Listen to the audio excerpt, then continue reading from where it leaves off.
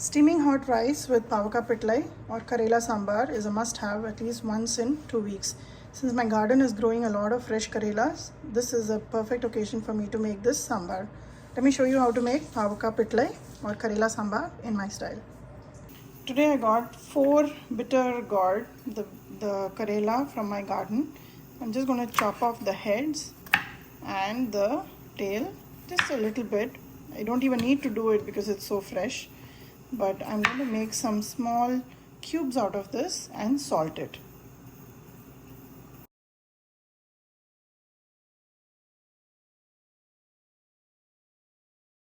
Now that I have the Karela chopped, I'm going to add generous amount of salt and soak it.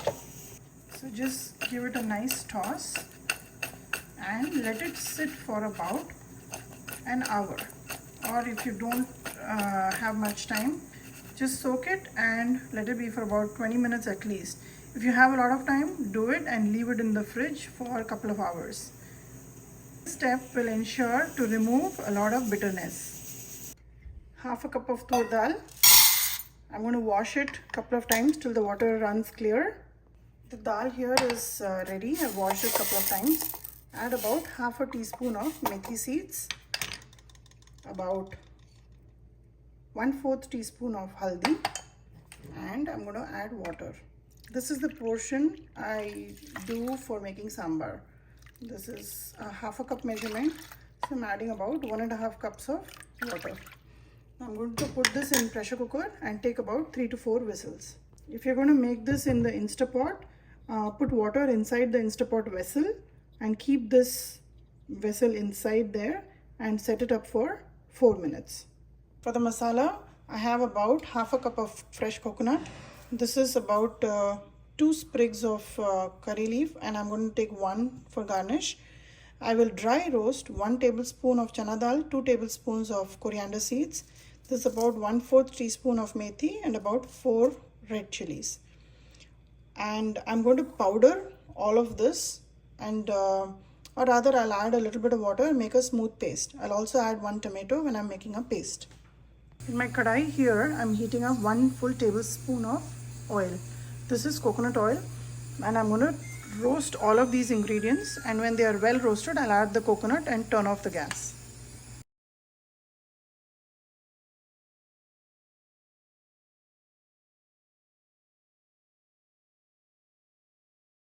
The bitter gourd, the Karela, has been soaking in salt for a couple of hours. I'm going to rinse it out and squeeze it out. This is 1 sprig of curry leaf. This altogether is about 1 large tomato, half an onion. Onion is completely optional. I have 2 tablespoons of tamarind pulp. I'm going to add some water, squeeze out. This is about sambar powder. I'm going to use 1 tablespoon of it. I'm heating up 2 tablespoons of coconut oil. In that, I'll give the tadka with mustard seeds and 1 red chili, a little bit of hing. Once that pops, I will add the Karela and roast it. Along with that, I'll also add the tomatoes and onion and curry leaf.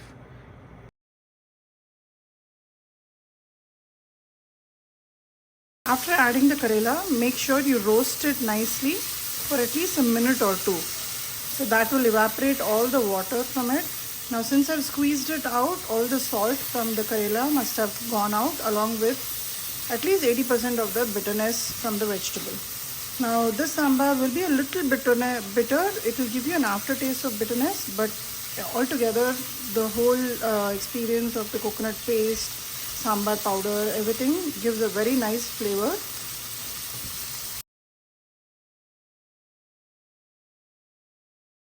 After at least 2 minutes of sauteing the Karela, make sure you add a full tablespoon of sambar powder and roast it.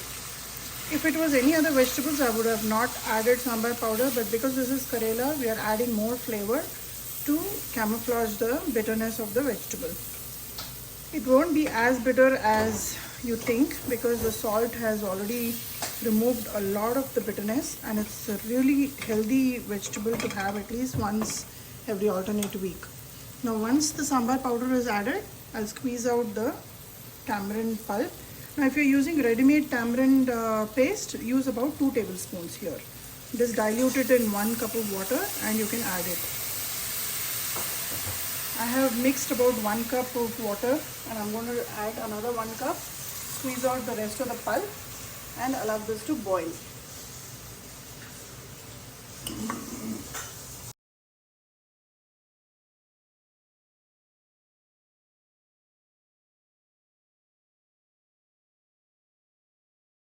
I'm going to add salt. This is about 2 teaspoons right now. And I'll check for seasoning towards the end and then adjust if I require more. Add this to boil for about 4 minutes and cover it.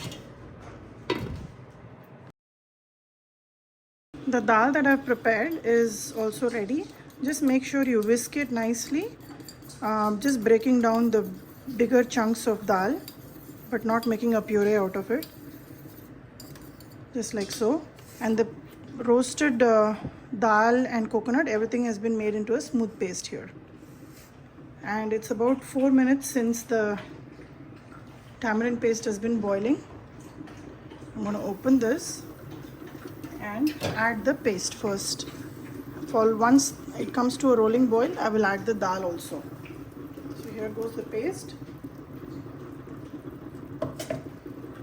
Mix it well. And once this comes to a rolling boil, I'll add the dal. You see how it's starting to foam and come to a boil.